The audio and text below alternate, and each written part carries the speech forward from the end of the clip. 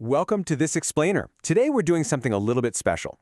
We are conducting a formal academic review of a truly comprehensive final financial plan.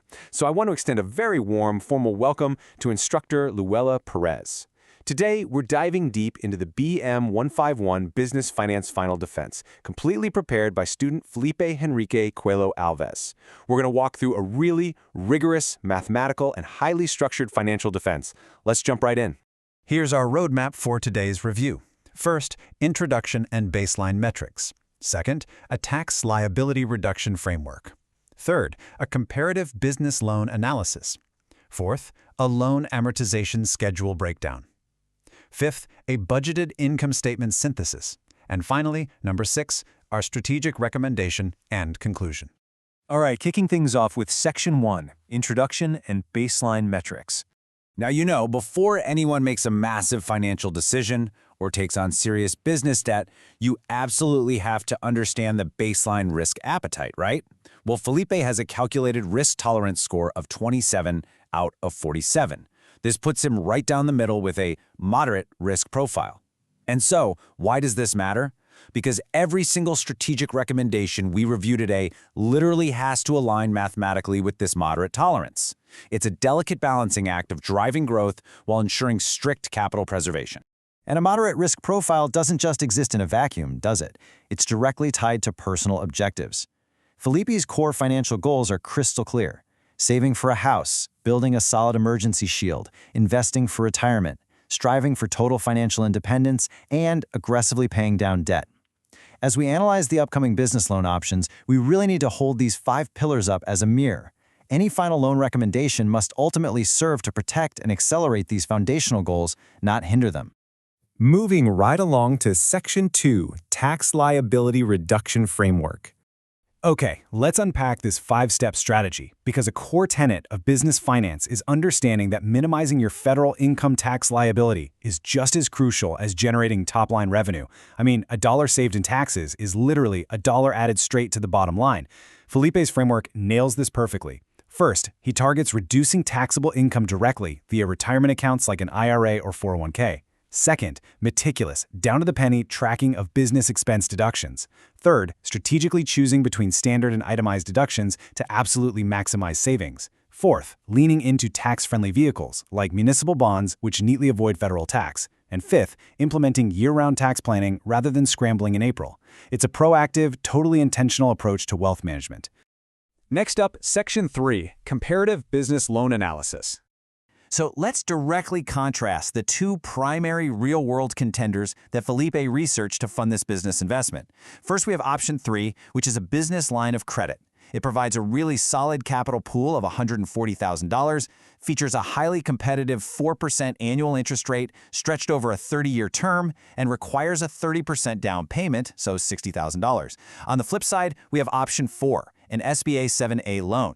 This one offers slightly less capital at $120,000, carries a higher 6% interest rate over a shorter 20-year term, and demands a heavier 40% down payment. Laying these parameters out side by side perfectly sets the stage for the mathematical breakdown we're about to jump into. Which brings us to Section 4, Loan Amortization Schedule Breakdown.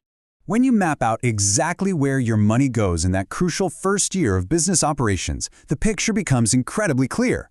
We're looking at the Year 1 financial impact across 3 distinct models Felipe ran.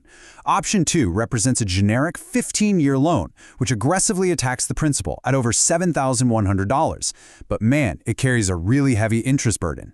Now consider option 4, the 20-year SBA loan. It bleeds the most cash to interest in year 1 at over $7,100. Finally, look at option 3, the 30-year business line of credit. The interest is capped at just $5,555, and the principal payment is a highly manageable $2,465. I mean, it's an incredibly stark difference in capital allocation. And that brings us to the most crucial data point, $668.38. This is the exact monthly payment for option 3, that 30-year line of credit. Compare that to nearly $860 a month for option 4, or well over $1,100 a month for option 2. For a moderate-risk investor like Felipe looking to establish a strong, safe foothold, preserving critical short-term cash flow is paramount. At just $668 a month, Option 3 gives the operational breathing room a new business absolutely desperately needs to survive its infancy. Let's move into Section 5, Budgeted Income Statement Synthesis. Instructor Perez, synthesizing all this data really shows where the academic rubber meets the road.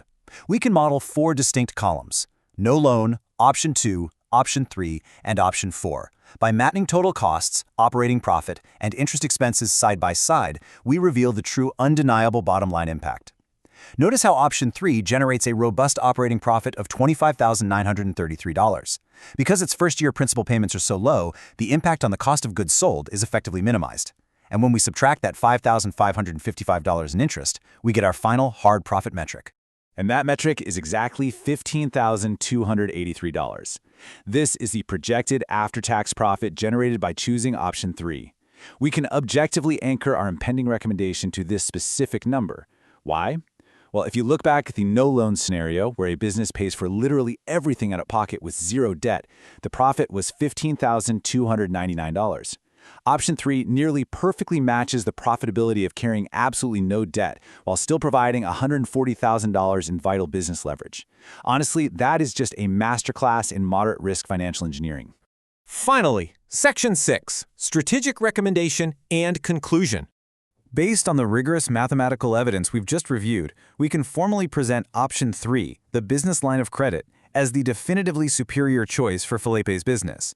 You know, choosing the right loan isn't merely about calculating the total cost over 30 years.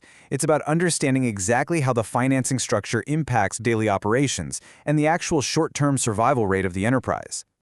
Let's quickly summarize the 4 objective pillars that prove this loan is the clear winner. First, it secures the highest short-term profit at over $15,000. Second, it demands the lowest monthly payment at just $668, completely minimizing cash flow pressure. Third, the lower principal structure means a lower COGS impact, keeping operating margins wide open. And fourth, it locks in a highly competitive interest rate of just 4%. These 4 metrics align flawlessly with a moderate risk profile, ensuring the business thrives without ever jeopardizing Felipe's foundational goals of buying a house and building that emergency fund. I want to leave Instructor Perez and everyone watching with this profound concluding thought straight from the presentation. Combining smart financing with proactive tax strategies is the foundation of a successful financial plan.